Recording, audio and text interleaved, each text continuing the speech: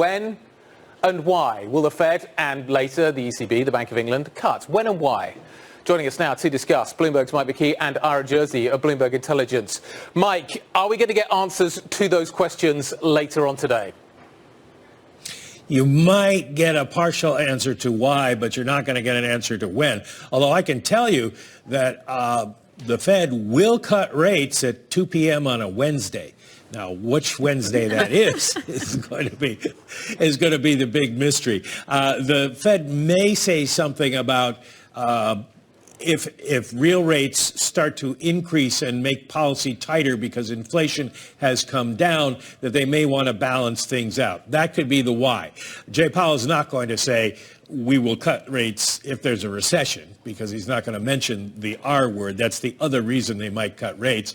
And they're going to want to be very cautious about when this is. They know that with base effects, we're going to have some lumpy inflation reports going forward, particularly at the beginning of the year. And so they're not going to want to pre-commit to anything. So you won't get anything out of them that says when this is going to happen. Okay, but when, why, if we just look at, say, the dot plot. Ira, what do you think?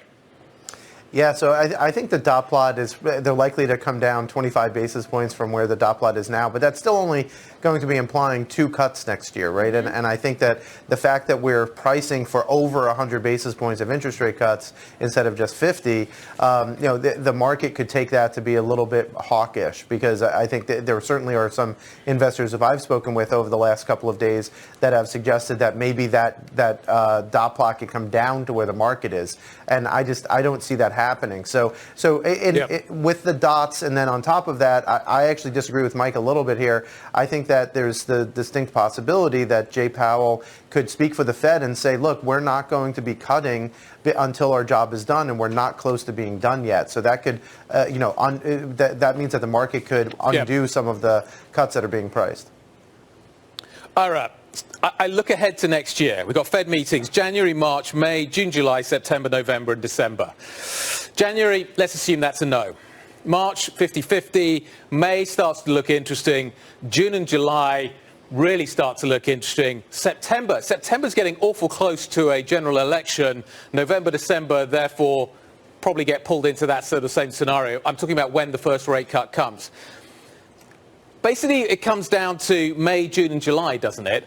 September's got to be out, so it's got to be before then. Yeah, that I think that's very right, Guy.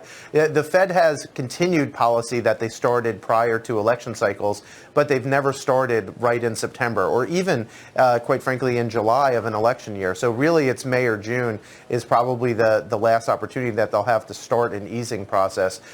The other thing that I think that the market's getting wrong in terms of that is if they go in May, they're probably going to go every meeting. They're not going to skip meetings. So I think that if the market's wrong, if I'm wrong the other way, then the Fed's probably going to cut more than what the market's already priced.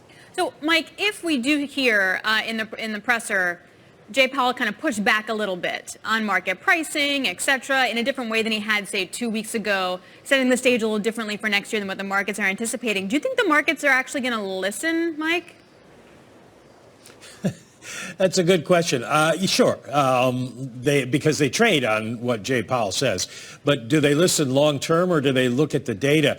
We are past most of the data that will matter for this month. We do have the PCE inflation numbers coming out at the end of the month, and of course tomorrow retail sales. But once we get into January and we get another jobs report, we get another inflation report, the market will reset as it has each time we've gotten some data.